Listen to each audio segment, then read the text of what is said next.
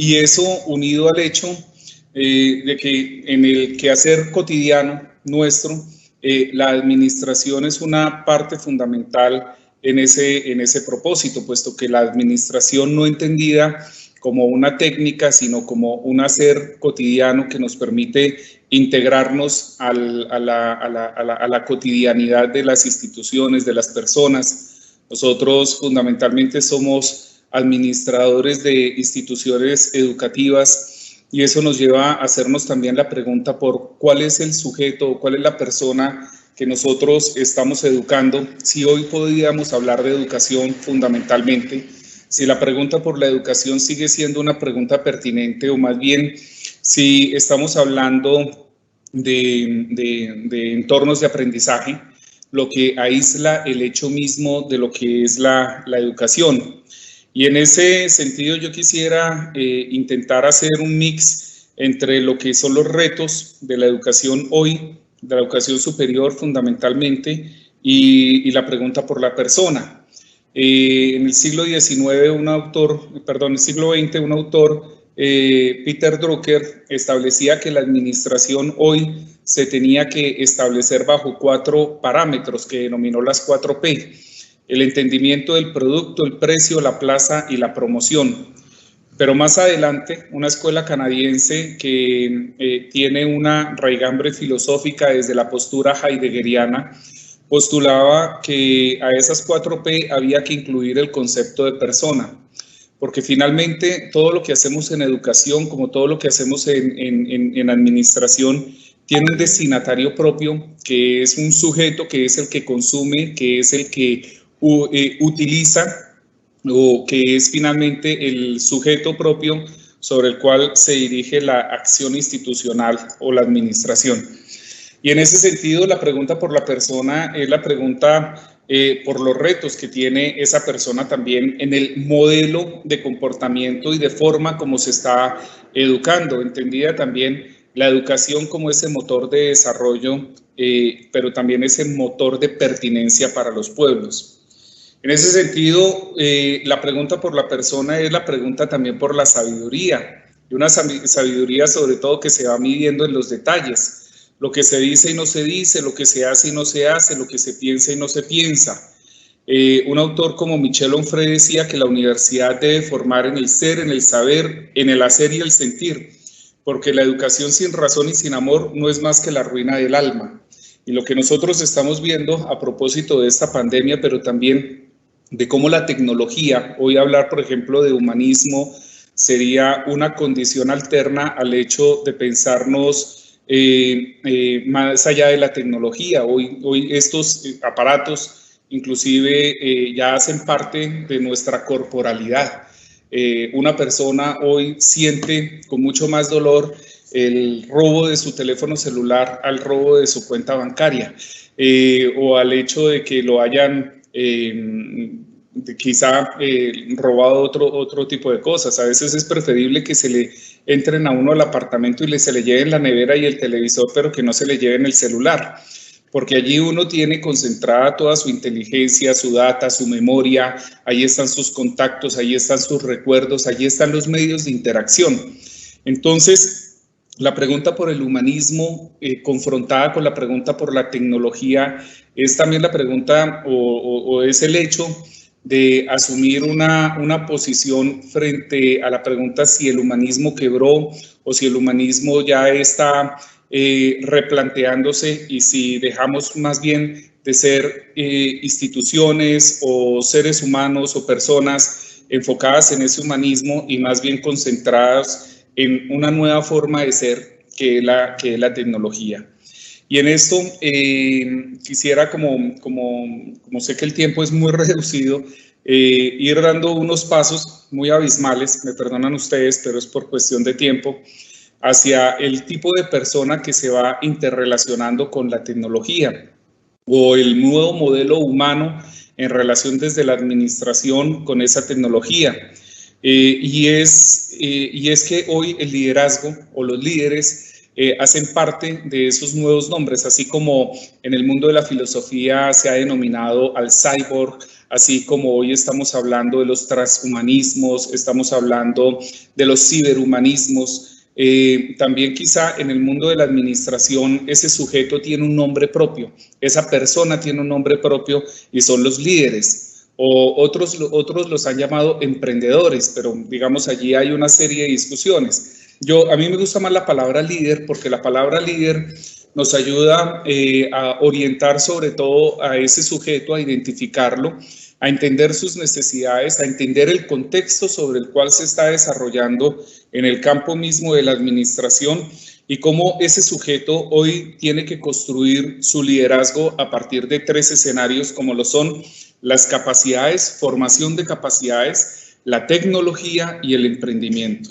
Una formación de capacidades sobre todo bajo 4 principios. Los líderes de hoy o este nuevo ser humano debe concentrarse menos en equipos de trabajo y más en trabajo colaborativo.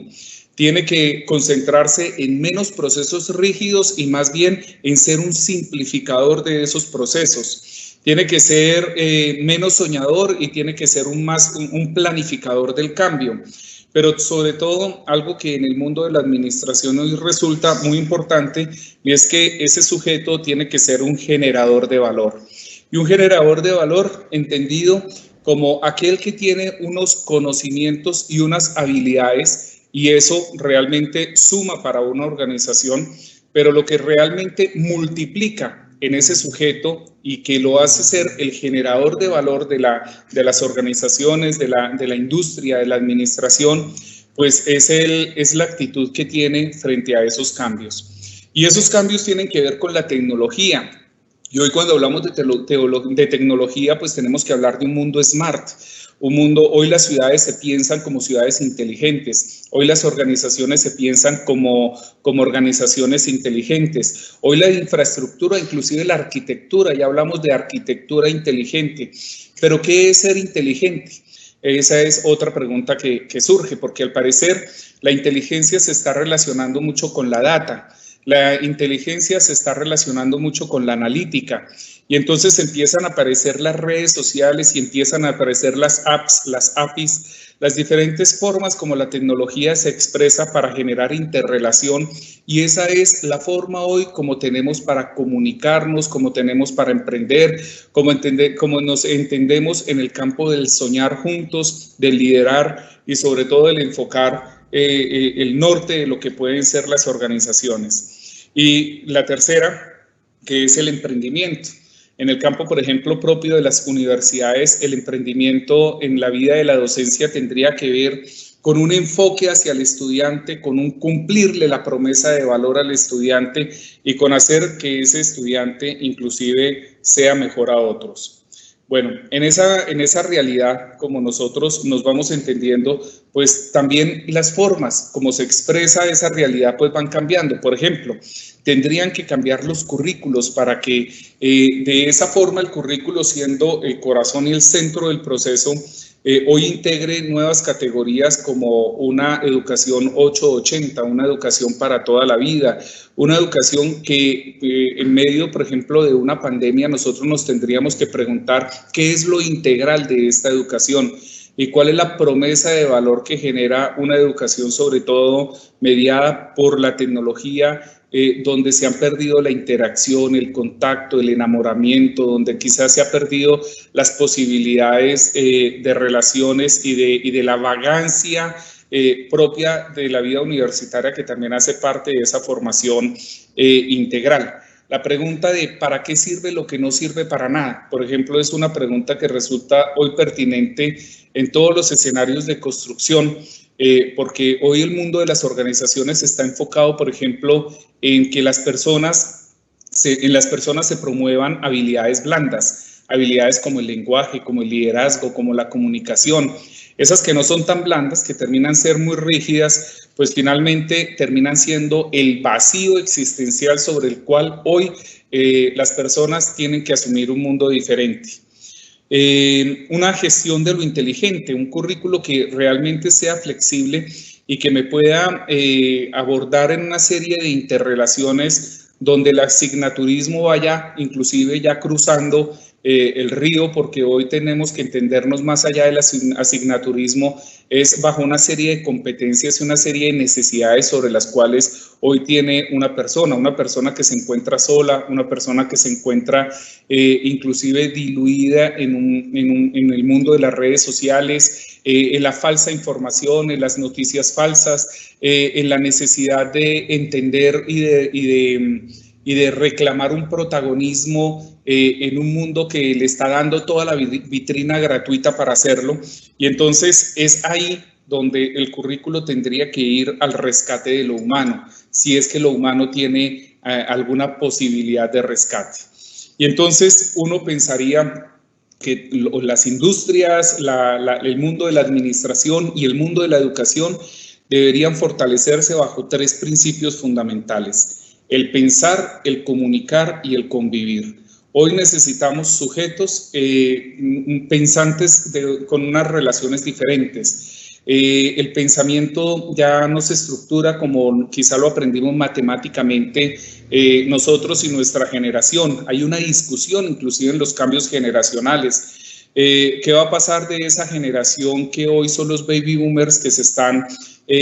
pensionando, o la generación X, que es una generación activa que está ya cruzando y transfiriendo el liderazgo a esa generación de los millennials, y cómo los millennials tendrán que generar las condiciones para que los centennials potencien el conocimiento desde el pensar y el comunicar, que son las habilidades más débiles que se tiene, pero también cómo vamos a llegar a ese cyborg o a esa persona del 2040 que hemos denominado la era de la singularidad, que va a tener unas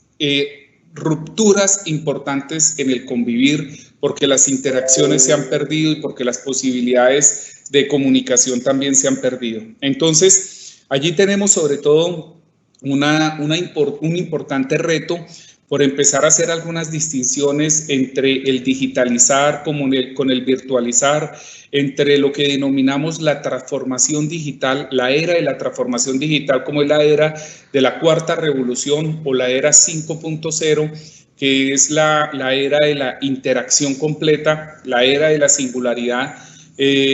cruzando nosotros ese margen donde ya inclusive nuestra identidad está caracterizada, donde nuestros sentimientos son ampliamente conocidos, donde nuestras necesidades están más que identificadas, donde el mercado ya nos tiene rastreados y nos tiene abordados de muchas maneras, donde el mundo de la inteligencia y de la analítica pues ha roto inclusive nuestra propia intimidad, y a partir de ahí pues